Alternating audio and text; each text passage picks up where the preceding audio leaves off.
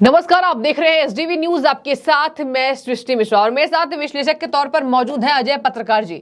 अजय पत्रकार जी, बहुत बड़ी खबर सामने आई है, मैं चाहूंगी आपकी टिप्पणी इसमें क्या रहेगी। देखिए, कांग्रेस ने तो पल्ला झाड़ लिया भैया, यहां पर आम आदमी पार्टी को नो सपोर्ट, एक अलायंस में तगड़ा झटका दे दिया, मतलब गठबंधन में भी साथ नहीं, और यहां पर अध्यादेश के मामले में भी बहुत तगड़ा झटका, क्योंकि लगातार कांग्रेस के नेता हमलावर हैं केजरीवाल पर। संदीप दीक्षित बोलते हैं प्रधानमंत्री बनना चाहते हैं, हम सपने को साकार नहीं होने देंगे। तो अजय माकन कहते हैं पूरे दिल्ली को भ्रष्टाचारी बना दिया इस आदमी ने, और कम से कम हम जब थे तो ऐसा नहीं था। सर, ये बताइए कि जो यहां दिल्ली से बाहर ये पैर रख रहे थे, जमाने की कोशिश कर रहे थे, कांग्रेस पार्टी के वोट में सेंध लगा रहे हैं, क्या इसी वजह से ये कांग्रेस पार्टी के अंदर जागरूकता आई है?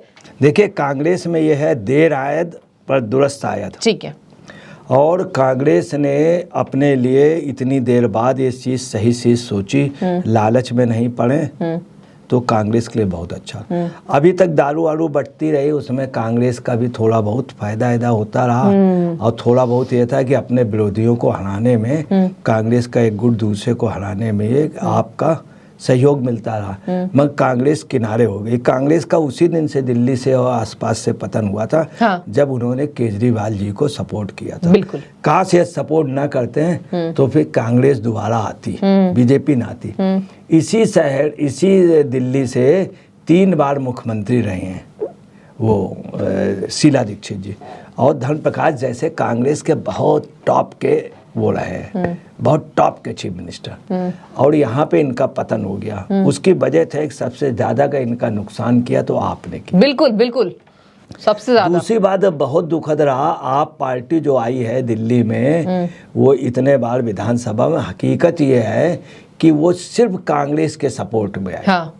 कि आप कांग्रेस ने क्या किया कि जहां देखा कि हम जीत नहीं रहे हैं तो आपको टोटल सपोर्ट कर दिया, और आपको टोटल कांग्रेस का वोट गया।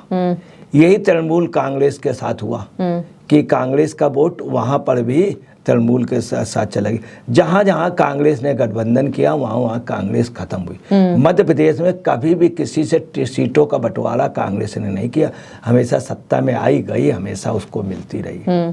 यही पोजीशन राजस्थान में रही, किसी से कभी कोई गठबंधन 10 सीटों 15 कभी नहीं किया, न जनता दल, न ही सपा से, न ही किसी से तो रही। अब कांग्रेस में जो वैसे लोग थे चाटुकार, उनकी पहले चलती है। इधर कांग्रेस में बोल्ड लोग आए, मगर अफसोस की बात है उनकी वैल्यू नहीं है, उनको कांग्रेस का हाईकमान आज भी वैल्यू नहीं दे रहा। जैसे संदीप दीक्षित है तो वो बेदाग तो है। हाँ। ये तो मानना पड़ेगा, और वो शीला दीक्षित का लड़का है। शीला दीक्षित से अच्छा कोई लीडर दिल्ली के राज्य में नहीं हुआ है, क्यों ना बीजेपी में, क्यों ना कांग्रेस, किसी भी पार्टी में नहीं हुआ। बिल्कुल। ये कटु सत्य। हाँ। मगर उसी शीला दीक्षित के बच्चे को जिसके ऊपर कोई दाग नहीं, उसको कांग्रेस कभी भी भाव नहीं देती।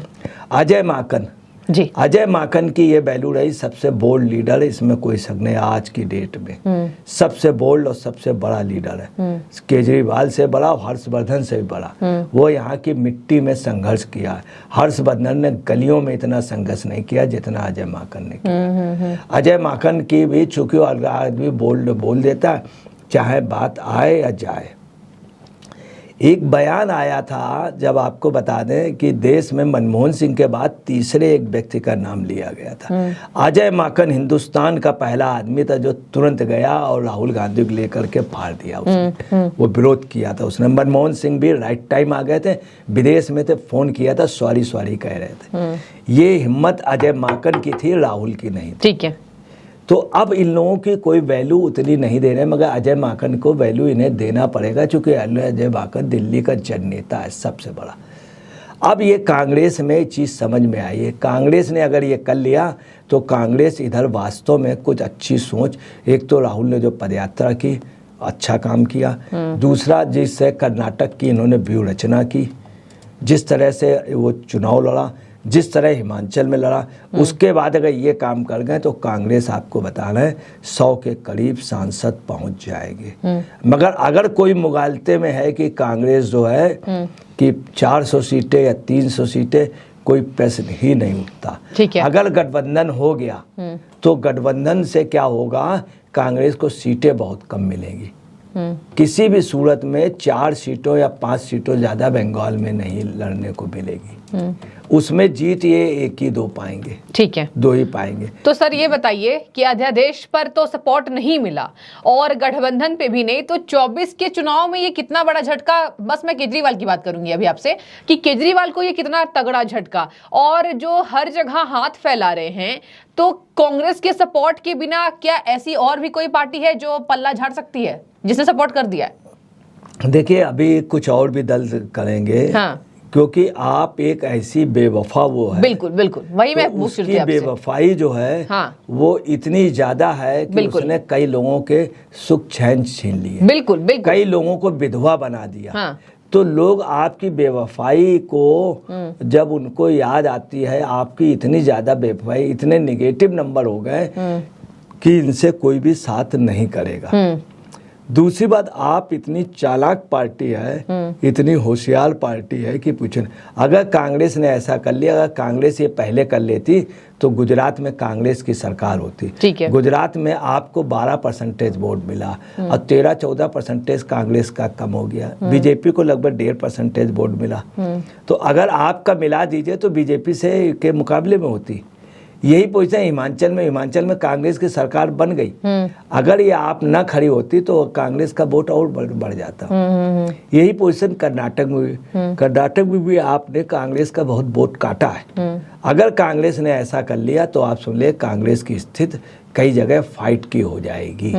और ये कांग्रेस ने बहुत सही समय पर विरोध किया है। जी। मगर ये विरोध कर ले जाए, चूंकि कांग्रेस के जो शीर्षस्थ नेता है अभी वो अपनी चलाएंगे, जैसे चिदम्बरम साहब और कपिल सिब्बल जी, वो भी एक एडवाइज़र है कांग्रेस में भी, सपा में उस कपिल सिब्बल जी।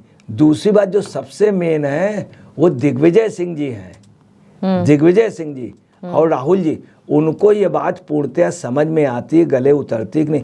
हकीकत में गले में उनके नहीं उतर रही है। मगर अगर कांग्रेस ने ऐसा कुछ किया तो कांग्रेस का नुकसान हो जाएगा और बहुत बुरा। अब रहा आपकी बात, तो आपको दिल्ली से सीट इस बार लोकसभा में कोई भी मिलने की किसी भी तरह की संभावना नहीं। हाँ। आज विधानसभा का चुनाव हो जाएंगे तो आपकी सीटें बहुत कम हो जाएंगी। ठीक है। यूपी में भी आपको कोई भी सीट मिलने की संभावना नहीं। हो सकता है हरियाणा में इनके, चूंकि आपने बड़ी मेहनत की है, इतना बड़ा किसान आंदोलन चलाने वाली आप रही, कुछ भी हो, इतनी बड़ी पहलवानों की कराने में आपका बहुत बड़ा योगदान रहा। पंजाब से, हरियाणा से, दिल्ली से पूरा मैनेज कराना, लाखों रुपए का डेली का खर्चा, कई लाख रुपए डेली खर्चा बहन करना आपका। तो आप इसमें निश्चित कोई शर्त नहीं है कि आपके पंजाब में और हरियाणा में 1-2 सांसद बन सकते हैं और पंजाब में लगभग 4-5 सांसद बन सकते हैं। ठीक है। इसके अलावा आपको कहीं पर भी कोई संभावना नहीं। इसका बेनिफिट कांग्रेस को मिलेगा। कांग्रेस हर जगह नेक टू नेक फाइट करेगी। हालांकि कांग्रेस में अभी जीतने की संभावना उतनी नहीं। अगर कांग्रेस इसी तरह से मेहनत करती रही तो 50 से नीचे जो 2-2.5 दर्जन पहले लोग अंदाज लगा रहे थे, ये ज़्यादा हो जाएगी। लगभग 7-8 दर्जन होने की संभावना है। मतलब 100 से ज्यादा मगर नहीं हो सकती है। ठीक है, तो देखिए यहाँ पर यही बात सामने आ रही है कि कांग्रेस पार्टी समझदार हो गई है आम आदमी पार्टी के मसले में। अब देखिए, बीजेपी का तो विरोध कांग्रेस पार्टी करती आई है और करती रहेगी, वो एक अलग बात है। लेकिन यहाँ पर एक उभरती हुई नई पार्टी, राष्ट्रीय पार्टी घोषित हो चुकी है आम आदमी पार्टी। अब सर ऐसे में देखिए, जो सेंधमारी का काम चल रहा था, कहीं ना कहीं इससे कांग्रेस पार्टी की आंखों से पर्दा उठ गया है, जो कहीं ना कहीं कांग्रेस पार्टी को ही फायदा पहुंचाने वाली है। बहुत शुक्रिया आपका, आपने बहुत अच्छी जानकारी दी है और मैं चाहूंगी इस पर जनता अपनी राय रखें। क्या लगता है, 2 बड़े झटके कांग्रेस पार्टी ने आम आदमी पार्टी को दे दिए हैं, अलायंस नहीं, सपोर्ट नहीं, अध्यादेश पर। जो भी आपकी राय हो आप कमेंट करके बताइए। बहुत शुक्रिया आपका।